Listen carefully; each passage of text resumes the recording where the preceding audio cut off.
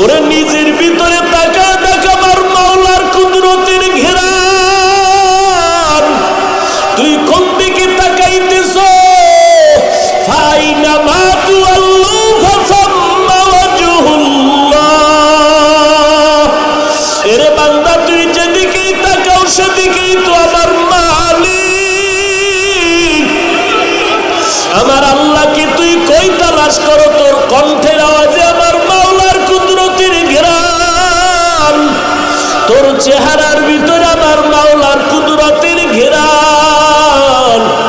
এরে বান্দা, বাচ্চাটা কান্না করিয়া মায়ের থেকে যেমন সব দাবি আদায় করতে পারে রে বাবা, আমার মাওলার অন্তরে কি আমার মা বাবার থেকে মায়া কম? বাচ্চার কান্নায় যদি মায়ের কলিজাটা সিরিয়া যাইতে পারে, ওই কান্না যদি ধরিয়া তুই একবার চোখের পানি ছেড়ে আমার মাওলাকে মুহাব্বতে ডাক দাও, আমার আল্লাহ কেন তোমার ডাকে সাড়া দিবে না রে বাবা? আমার আল্লাহর মায়াটা কি কম? মা বাবার চেয়ে 99 গুণ মায়া আমার আল্লাহ জমা করে রেখেছেন। আল্লাহ বলেন, পাহাড় পরিমাণও যদি গুনাহ করো, জিহ্বাটা নাড়াইয়া মুহাব্বতে একবার আল্লাহ বলে যদি ডাক দাও, আর চোখের বাড়ি ছেড়ে বলো রে মালিক, এই জমিনে আমার মতো গুনাহগার কেউ নাই। আমার গুনার কারণে আমার সন্তানেরা কষ্ট পায়, মা বাবা কষ্ট পায়, সমাজের মানুষেরা কষ্ট পায়। আমার গুনার কারণে আমার হাত না পাক, আমার চোখ না পাক, আমার জিহ্বা না পাক হয়ে গেল।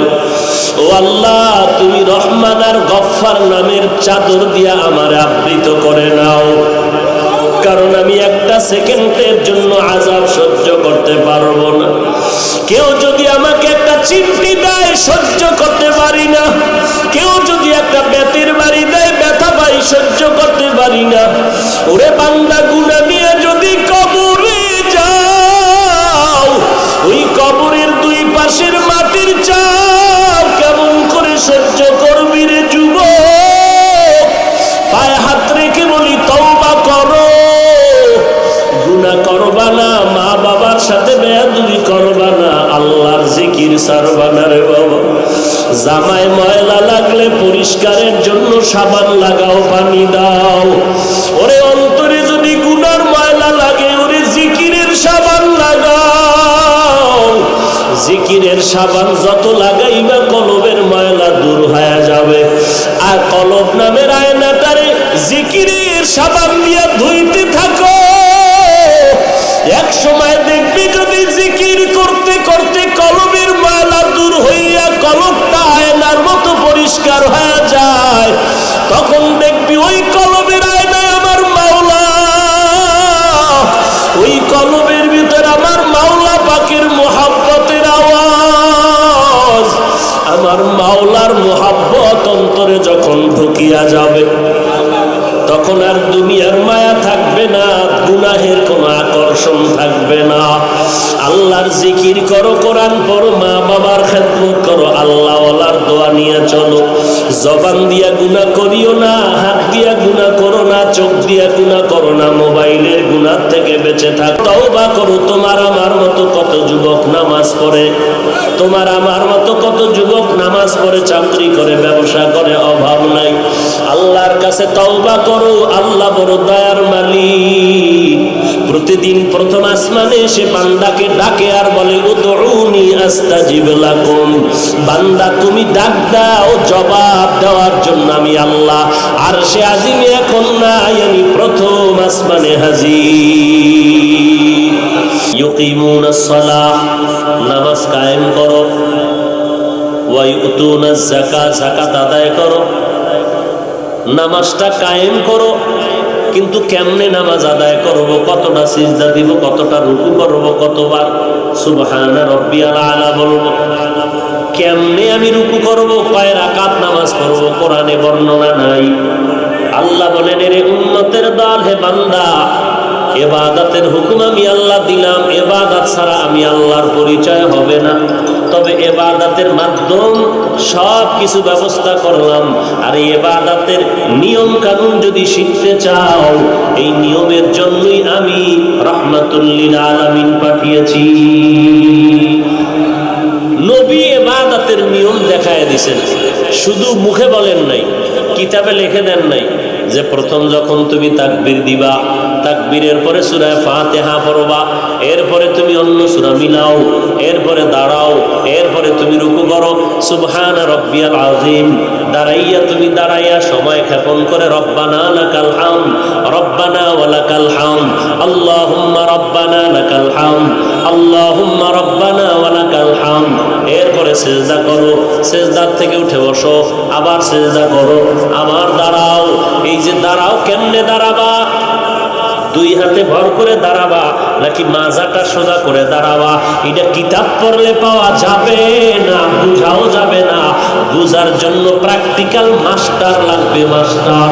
এর নবীর উম্মতের দল এই প্র্যাকটিক্যাল মাস্টার আল্লাহ পর্যন্ত ইবাদতের নিয়ম পদ্ধতি শেখানোর জন্য প্র্যাকটিক্যাল মাস্টার হলেন আমার পয়গম্বর।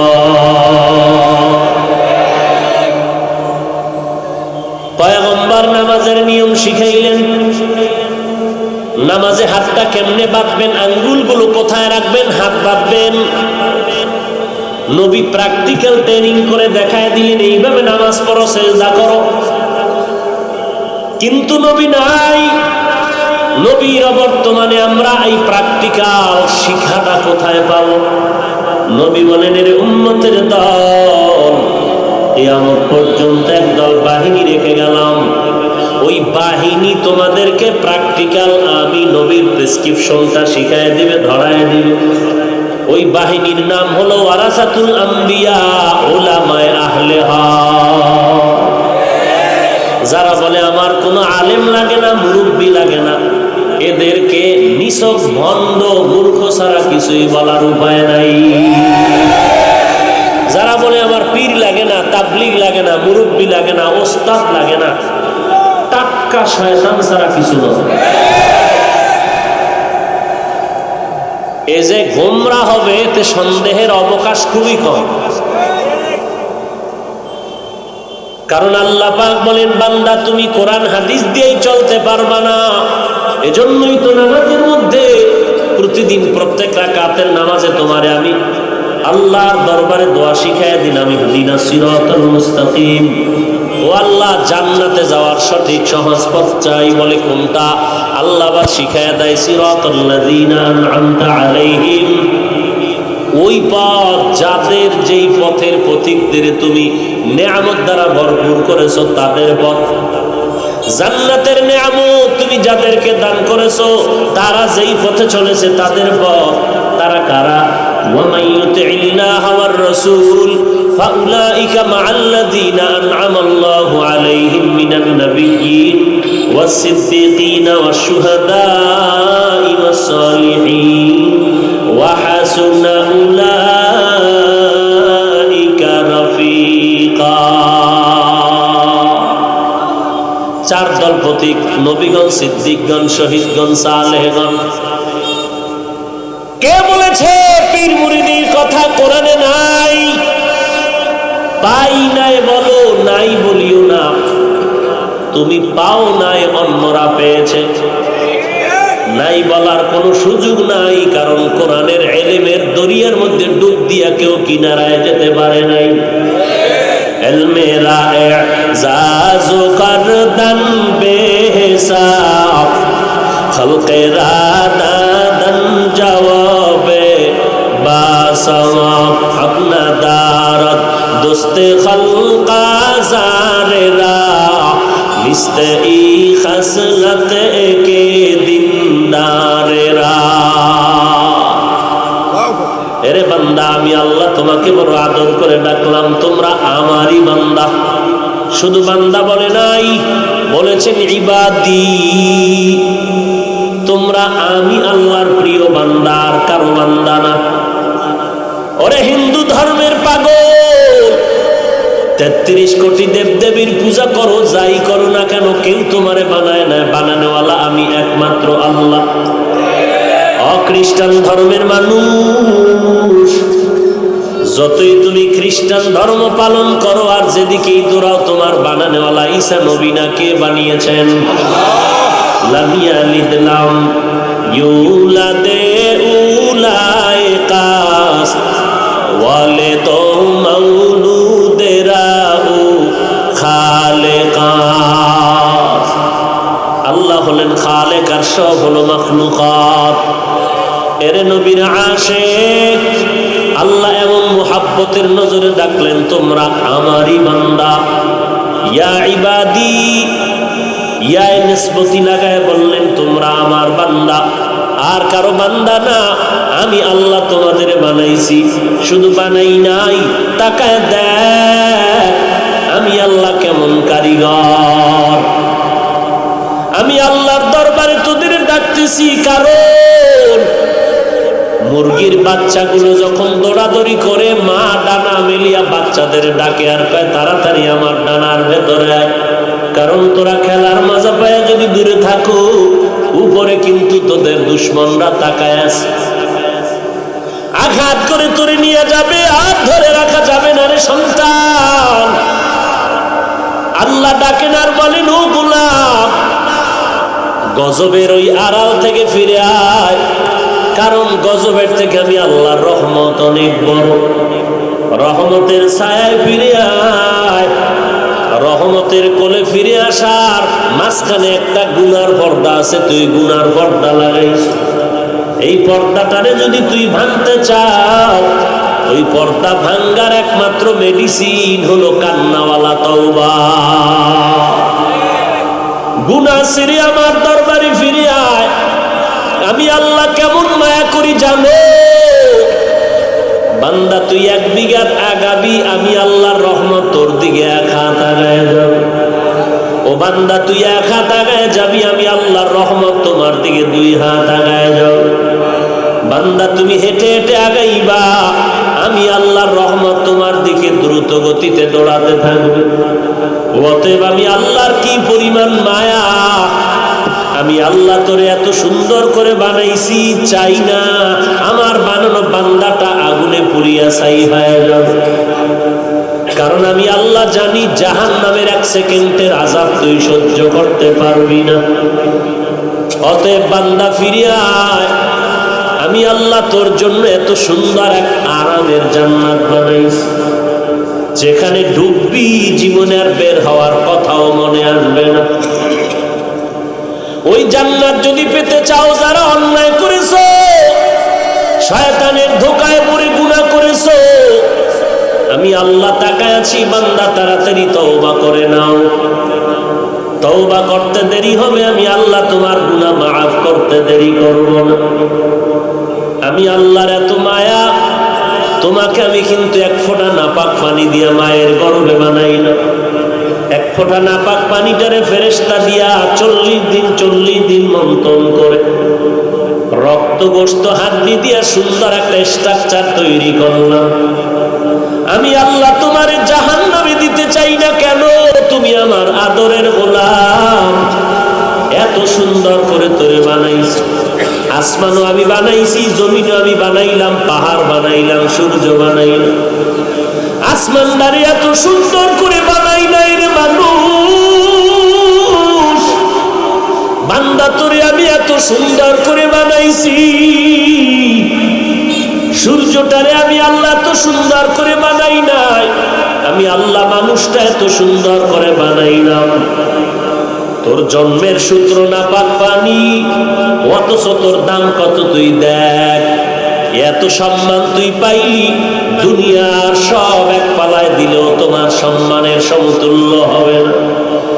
আমি আল্লাহ মায়ের গর্ভে এত সুন্দর করে তোমারে বানাইলাম। আসমানও বানাইলাম, জমিন বানাইলাম, পাহাড় পর্বত সব বানাইলাম। সব আমি আল্লাহ বানায় বলি নাই আমার আসমান, আমার জমিন, আমার চাঁদ, আমার সূর্য। বান্দাও বানাইছি আমি, সূর্য বানাইছি আমি। সূর্যটারে বলি না আমার সূর্য, শুধু বান্দা তোদেরকে বললাম তোরা আমার। সূর্য বানাইছি আমি, কিন্তু বলি না আমার সূর্য। পাহাড় বানাইছি আমি, বলি না আমার পাহাড়। কেন? বলে বলে ওগুলো আমার জন্য বানাই নাই, পাহাড় আমি বানাইছি আমার জন্য না, সব বানাইলাম তোমার জন্য। আর তোর মতো বান্দাটারে বানাইলাম আমি আল্লাহর গোলামি করার জন্য। আমি আল্লাহর ইবাদতের জন্য বান্দা তোমাকে বানাইলাম, এজন্য বললাম তোমরা আমার বান্দা। আমার বান্দা তোমরা জাহান্নামে যাইবা আমি আল্লাহ সহ্য করতে পারবো না, কারণ আমি আল্লাহ বড় মুহাব্বত করে তোমাদের বানাইছি। কেমন মুহাব্বত! মায়ের গর্ভের ভিতরে যখন আমি আল্লাহ তোমারে প্যাকেট করে দিলাম, এক বিন্দু ছিদ্র নাই, অক্সিজেন ঢোকার কোনো কায়দা নাই। এখন যদি 1 মিনিট তোমার নাক আর জবানটারে আটকায় রাখা হয়, তুমি মরে যাইবা, অক্সিজেন বন্ধ। কিন্তু একবারও কি তাকায় দেখছো মায়ের গর্ভে প্যাকেটের উপরে প্যাকেট, প্যাকেটের উপরে প্যাকেট দিয়ে কেমন করে আটকায় দিলাম, এক বিন্দু বাতাস ঢোকার কোনো সুযোগ নাই। আবার যখন রুহুটা দিলাম, ভেতরে তোমার নড়াচড়া শুরু হয়ে গেল, ক্ষুধা লাগছে, খানাও আমি আল্লাহ দিয়ে দিলাম। দুনিয়াতে যখন আসার সময় হয়ে গেল, দুনিয়াতে এসে তুমি ভাত ফল খেতে পারবা না। তোমার মাও তোমার জন্য আলাদা খানা তৈরি করে নাই, তোমার বাবা তোমার জন্য আলাদা খানা তৈরি করে নাই। আমি আল্লাহ এমন সুন্দর খানা বানাইলাম, তোমার মায়ের স্তনে ফ্লাক্স তৈরি করে দিলাম। দুনিয়ার মানুষ ফ্লাক্স বানায়, গরম পানি, গরম চা, গরম দুধ 24 ঘন্টার বেশি গ্যারান্টি দেয়। কিন্তু আমি আল্লাহ কেমন দয়ার মালিক! আমি আল্লাহ তোর মায়ের স্তনে এমন একটা কুদরতের ফ্লাক্স বানায় দিলাম, 2টা বছর পর্যন্ত মায়ের স্তনের দুধ পান করবি, একটা সেকেন্ডের জন্য কখনো মায়ের দুধ নষ্ট হবে না। এরপরে বান্দা তাকায় দেখছুনি, তৈলের ফ্যাক্টরির থেকে কখনো লবণ বের হয় না, লবণের ফ্যাক্টরির থেকে তৈল আসে। আর আমি আল্লাহ কেমন কারিগর, তাকায় দেখ, মা একটা ফ্যাক্টরির থেকে 10টা সন্তান বের করেছি, 10টা সন্তান পাঠায় দিলাম, 5টা ছেলে 5টা মেয়ে, একজনের চেহারার সাথে আর একজনের চেহারার মিল, একজনের কণ্ঠের সাথে আর একজনের কণ্ঠের কোনো মিল নাই। আমি আল্লাহ এমন সুন্দর করে চেহারাটা দিয়া বানাই, এরে বান্দাই চেহারার মধ্যে জাহান্নামের আগুন লাগবে, আমি আল্লাহ বরদাস্ত করতে পারবো না। এই জন্য আমি আল্লাহ তওবার দরজা খুলে তোরে ডাকি, আয় আয় বান্দা, একবার আমারে মোহাব্বত করিয়া তুই আল্লাহ বলে ডাক দিবি, তোর গুনাহ মাফ হয়ে যাবে। তোর মা তোর জন্য খানা তৈরি করতে পারে নাই, তুই দুনিয়াতে আসার পরে মা বলে ডাক দিতে পারো না রে সন্তান, বাবাকে আব্বা বলে ডাকতে পারো না। তোর একটা বুঝি শুধু কান্নার আওয়াজ, কান্না দিয়ে তোর মায়ের থেকে সব দাবি তুই আদায় করতেছ রে বাবা। কান্না দিয়ে তুই চলতেছ, বলতে পারো না মা পেটে ক্ষুধা লেগেছে, খানা দাও, বাথরুমে যাওয়া লাগবে, বাথরুমে নাও।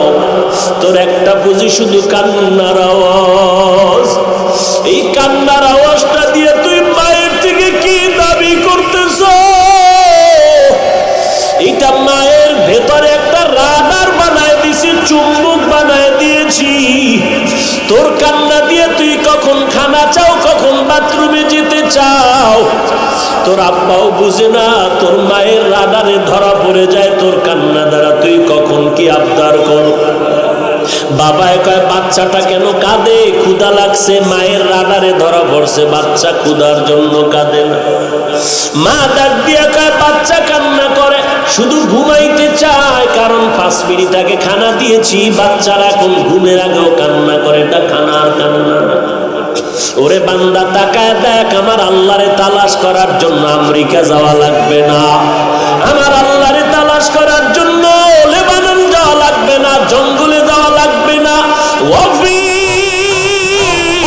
আনফুসিকুম আফালা তুবসিরুন। এরে বান্দা তুই নিজের দিকে তাকাইয়া দেখ, তোর এমন সুন্দর চেহারাটা কে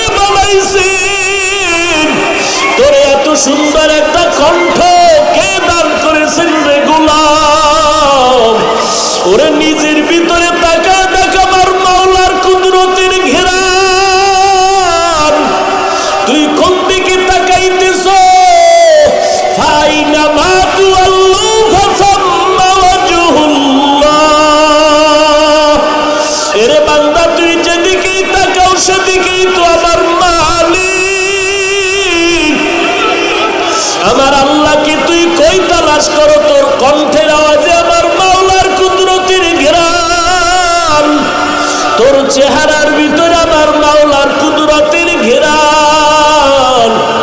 এরে বান্দা, বাচ্চাটা কান্না করিয়া মায়ের থেকে যেমন সব দাবি আদায় করতে পারে রে বাবা, আমার মাওলার অন্তরে কি আমার মা বাবার থেকে মায়া কম? বাচ্চার কান্নায় যদি মায়ের কলিজাটা সিরিয়া যাইতে পারে, ওই কান্না যদি ধরিয়া তুই একবার চোখের পানি ছেড়ে আমার মাওলাকে মুহাব্বতে ডাক দাও, আমার আল্লাহ কেন তোমার ডাকে সাড়া দিবে না রে বাবা? আমার আল্লাহর মায়াটা কি কম? মা বাবার চেয়ে 99 গুণ মায়া আমার আল্লাহ জমা করে রেখেছেন। আল্লাহ বলেন, পাহাড় পরিমাণও যদি গুনাহ করো, জিহ্বাটা নাড়াইয়া মুহাব্বতে একবার আল্লাহ বলে যদি ডাক দাও, আর চোখের বাড়ি ছেড়ে বলো রে মালিক, এই জমিনে আমার মতো গুনাহগার কেউ নাই। আমার গুনার কারণে আমার সন্তানেরা কষ্ট পায়, মা বাবা কষ্ট পায়, সমাজের মানুষেরা কষ্ট পায়। আমার গুনার কারণে আমার হাত না পাক, আমার চোখ না পাক, আমার জিহ্বা না পাক হয়ে গেল। ও আল্লাহ, তুমি রহমান আর গফফার নামের চাদর দিয়া আমারে আবৃত করে নাও, কারণ আমি একটা সেকেন্ডের জন্য আযাব সহ্য করতে পারবো না। কেউ যদি আমাকে একটা চিমটি দেয় সহ্য করতে পারি না, কেউ যদি একটা বেতের বাড়ি দেয় ব্যথা পাই সহ্য করতে পারি না। ওরে বান্দা, গুনাহ নিয়ে যদি কবরে যাও, ওই কবরের দুই পাশের মাটির চাপ কেমন করে সহ্য করবি রে যুবক? পায়ে হাত রেখে বলি, তওবা করো, গুনাহ করবা না, মা বাবার সাথে বেয়াদবি করবা না, আল্লাহর জিকির ছাড়বা না রে বাবা। জামায় ময়লা লাগলে পরিষ্কারের জন্য সাবান লাগাও, পানি দাও। ওরে অন্তরে যদি গুনার ময়লা লাগে, ওরে জিকিরের সাবান লাগাও। জিকিরের সাবান যত লাগাইবা কলবের ময়লা দূর হয়ে যাবে। আর কলব নামের আয়নাটারে জিকিরের সাবান দিয়ে ধুইতে থাকো। এক সময় দেখবি যদি জিকির করতে করতে কলবের ময়লা দূর হইয়া কলবটা আয়নার মতো পরিষ্কার হয়ে যায়, তখন দেখবি ওই কলবের আয়নায় আমার মাওলা, ওই কলবের ভিতর আমার মাওলা পাকের মুহাব্বতের আওয়াজ। আমার মাওলার মুহাব্বত অন্তরে যখন ঢুকিয়া যাবে, তখন আর দুনিয়ার মায়া থাকবে না, গুনাহের কোনো আকর্ষণ থাকবে না। আল্লাহর জিকির করো, কোরআন পড়ো, মা বাবার খেদমত করো, আল্লাহ ওয়ালার দোয়া নিয়ে চলো। জবান দিয়া গুনাহ করিও না, হাত দিয়া গুনাহ করো না, চোখ দিয়া গুনাহ করো না, মোবাইলের গুনাহ থেকে বেঁচে থাক, তওবা করো। তোমার আমার মতো কত যুবক নামাজ পড়ে, তোমার আমার মতো কত যুবক নামাজ পড়ে, চাকরি করে, ব্যবসা করে, অভাব নাই। আল্লাহর কাছে তওবা করো, আল্লাহ বড় দয়ার মালিক। প্রতিদিন প্রথম আসমানে এসে বান্দাকে ডাকে আর বলে, উদউনি আস্তাজিব লাকুম। বান্দা তুমি ডাক দাও, জবাব দেওয়ার জন্য আমি আল্লাহ আরশে আজিমে এখন নাই, আমি প্রথম আসমানে হাজির। ওই আল্লাহকে তুমি মুহাব্বতের নজরে যদি ডাকতে পারো, জীবনের সব গুনাহ আমার আল্লাহ মাফ করে দিবেন। ও দয়ার মালিক, তাকায়া দেখেন এই ময়দানে আপনার বান্দাগুলো এত রাত পর্যন্ত কেন বসে আছে? একমাত্র জাহান্নামের আগুন থেকে নাজাত চায় রে আল্লাহ। কারণ ওই কবরের দুই পার্শ্বের মাটির চাপ সহ্য করতে পারবে না রে আল্লাহ। জাহান্নামের আগুনের গরম সহ্য শয়তানির ধোকায় পড়ে গুনাহ করেছি, মাফ করে দাও। খাঁটি অন্তরে তওবা করার তৌফিক দান করো, তওবার উপরে মজবুত হয়ে চলার তৌফিক দান করেন, আমিন।